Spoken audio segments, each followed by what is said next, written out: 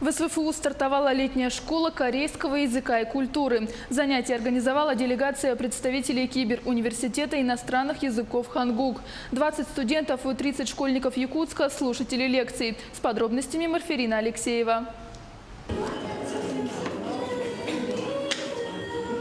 Лексика, грамматика, практические занятия по культуре Кореи. Все это преподают 2 профессора и 14 студентов-практикантов из языкового Кибер-университета «Хангук». Программа обучения рассчитана на 5 дней. Языковые группы делятся по уровням знания языка – базовый, начальный и средний. В основном делается упор на разговорную практику.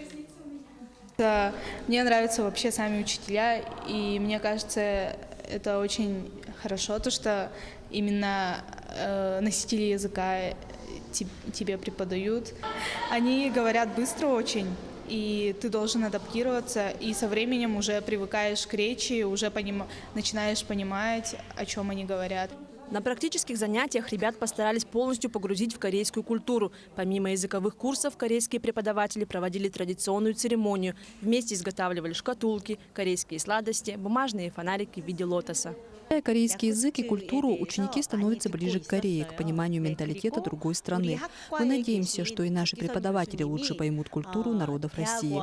Осенью в Якутске при Северо-Восточном университете откроется Центр языковых курсов корейского языка и культуры. Мы считаем, что учащиеся там быстро поднимут уровень языка, и к следующему приезду нам нужно будет готовиться к изменению нашей программы к более высокому уровню. Здесь, во-первых, очень хорошо учатся, много нового узнала о Корее, о его традициях.